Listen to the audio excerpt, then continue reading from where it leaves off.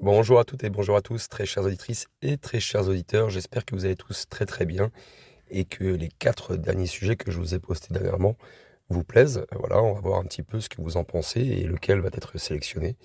Et puis de toute façon, vous me connaissez, je pense que dans le temps, je créerai effectivement tous ces sujets sous forme de vrais épisodes. Ça, c'est une certitude. Mais bon, c'est histoire de vous lancer un petit jeu et de créer un petit peu d'interactivité entre nous. Dans ce sujet-là, en tout cas, nous allons parler de la théorie révolutionnaire des trous noirs chevelus. Et moi, ça me fait vraiment beaucoup sourire parce que je trouve ce mot vraiment, c'est assez comique. Voilà, je trouve ça quand même bizarre qu'on puisse se donner ce genre de terme à un effet astronomique cosmique ultra destructeur. Bref, je trouve ça assez rigolo et ça me fait sourire. Bref, nous allons commencer donc de suite l'épisode. Et vous allez voir, il va pas être très long non plus, hein, il va pas durer très longtemps et j'espère en tout cas qu'il vous captivera et que ça sera peut-être celui-ci que vous choisirez. Allez, bonne écoute à tous.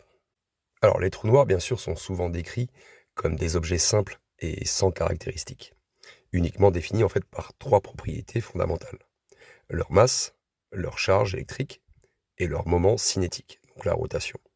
C'est ce qu'on appelle en fait la théorie de la calvitie. Ça stipule en fait que les trous noirs ne conservent aucune trace des propriétés de la matière qui les a formés. Je suis désolé, ça me fait sourire. Quand j'ai écrit cet article, j'ai pas mal rigolé.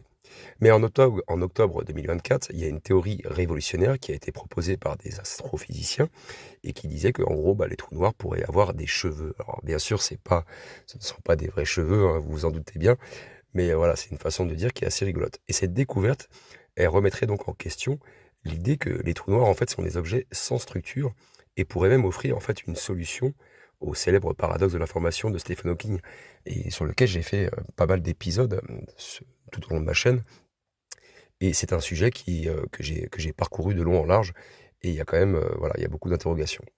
Donc dans cette petite partie que nous allons discuter ensemble, on va explorer un petit peu, bon, voilà, hein, ce que signifie vraiment un trou noir chevelu et pourquoi c'est une révolution, pourquoi comment cette théorie, pardon, pourrait résoudre des paradoxes de la physique quantique, et aussi les futures observations qui pourraient prouver ou même réfuter, hein, on ne sait pas, hein, cette hypothèse. En tout cas, on va en parler. Alors, qu'est-ce que c'est le théorème de la calvitie des trous noirs? En relativité générale, les trous noirs, ils sont considérés comme des objets d'une simplicité extrême, hein.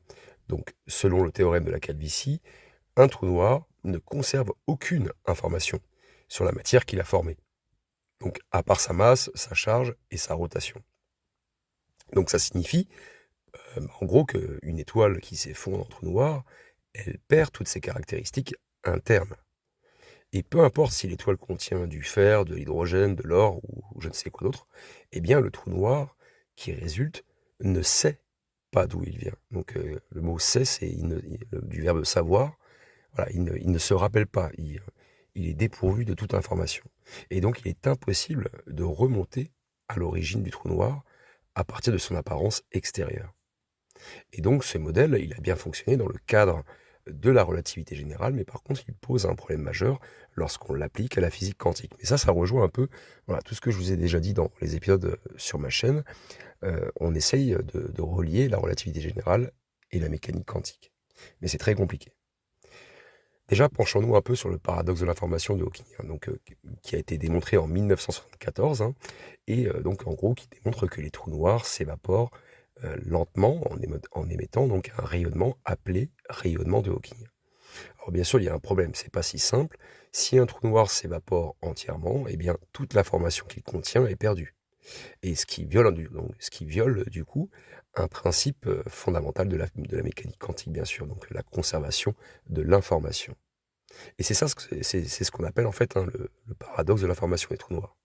Et puis de toute façon, vous n'avez pas le choix, vous n'avez que deux possibilités. Soit la physique quantique doit être modifiée pour accepter cette perte d'information, soit les trous noirs conservent en réalité une mémoire de leur passé et l'information en fait n'est pas vraiment perdue. Et c'est là qu'entre en jeu, pardon, la nouvelle théorie des trous noirs chevelus. Ne vous inquiétez pas, vous allez comprendre pourquoi. En octobre 2024, il y a une équipe de physiciens qui a proposé donc un nouveau modèle qui suggère que les trous noirs pourraient posséder en fait une structure bien plus complexe en fait que prévu, hein.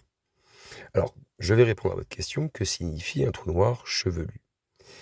Tout d'abord, contrairement aux trous noirs classiques, les trous noirs chevelus auraient une fine structure de champ quantique entourant l'horizon des événements. Essayez de le visualiser si vous y arrivez. Tout d'abord, ces cheveux pourraient stocker des informations sur la matière absorbée par le trou noir. Deuxièmement, cela signifie que l'information ne serait pas totalement perdue. Et troisièmement, ce modèle pourrait réconcilier la relativité générale et la mécanique quantique. Alors du coup, comment tester cette théorie? C'est la prochaine grande étape, qui consiste donc à trouver des preuves expérimentales pour confirmer ou infirmer cette hypothèse. Et nous avons donc 3 méthodes possibles. Alors il y en a peut-être d'autres, mais je ne les connais pas toutes. Déjà, le rayonnement de Hawking. Si les trous noirs chevelus existent, leur émission de particules pourrait être différente des prévisions classiques. Deuxième méthode, c'est les ondes gravitationnelles. Les collisions de trous noirs pourraient produire des signatures distinctes si ceux-ci possèdent une structure quantique interne. Et troisième méthode, l'Event Horizon Telescope, le l'EHT, qui analyse des images des trous noirs et qui pourrait potentiellement révéler des petites subtilités dans leur structure. Bien sûr, vous en doutez, ça a des implications pour l'astrophysique et la physique quantique, parce que ça, si c'est confirmé, donc déjà de facto, ça réconcilie la relativité générale et la mécanique quantique. Ça offre aussi une solution au paradoxe de l'information des trous noirs, et ça m'intéresse fortement. Et aussi, ça changera notre façon de concevoir la structure de l'espace-temps lui-même.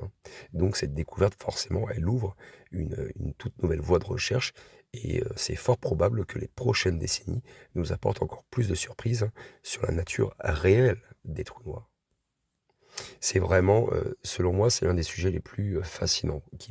C'est ce qui m'intéresse le plus pour moi dans tous ces épisodes que j'ai pu créer avec vous sur les trous noirs. C'est le paradoxe de l'information. C'est vraiment quelque chose qui me bloque dans ma tête, quoi. En gros, la théorie des trous noirs chevelus, c'est l'une des avancées les plus passionnantes de ces dernières années. Parce que si c'est confirmé, donc ça révolutionnera notre compréhension de l'univers, ça nous offrira une solution au paradoxe de l'information des trous noirs et ça nous rapprochera de la relativité générale et de la physique quantique. Allez, je résume les points clés vite fait de ce sujet. Donc, c'est les trous noirs, donc ils pourraient avoir donc une structure quantique qui gravite tout autour de l'horizon des événements, vous voyez. Cela remettrait aussi en cause le théorème de la calvitie. Je pense que vous avez compris ce que c'était. Et cette théorie pourrait réconcilier relativité générale et physique quantique. Et bien sûr, les futures observations nous diront si cette hypothèse est correcte ou pas. Donc bien sûr, ça c'est juste le début. On est vraiment aux prémices. Je vous le dis, je le répète, on est presque à un tournant majeur en fait dans la technologie, dans la capacité de voir ce qu'il y a autour de nous. On est vraiment à un tournant majeur. On va bientôt y arriver en tout cas. Et grâce à l'IA et aux ordinateurs quantiques aussi. Dans le 6e et dernier sujet que je vous propose, après ça sera fini, j'essaierai de vous créer un podcast de science-fiction. On va parler donc de la mission Euclide et donc des images révélatrices des trous noirs. On va voir, ce sont vraiment des images incroyables. Alors c'est un podcast que je vous crée, mais vous pourrez regarder et retrouver facilement toutes ces photos. Mais en tout cas, vous allez voir, le prochain épisode aussi est incroyable. Prenez tous soin de vous et n'hésitez pas à commenter. N'oubliez pas, vous pouvez commenter et choisir votre propre sujet. Donc n'hésitez pas à me le dire. Et je me ferai un plaisir de regrouper toutes ces infos, genre dans 2 semaines ou 2-3 semaines maximum. Et je sélectionnerai le sujet le plus demandé. Prenez tous soin de vous et à bientôt.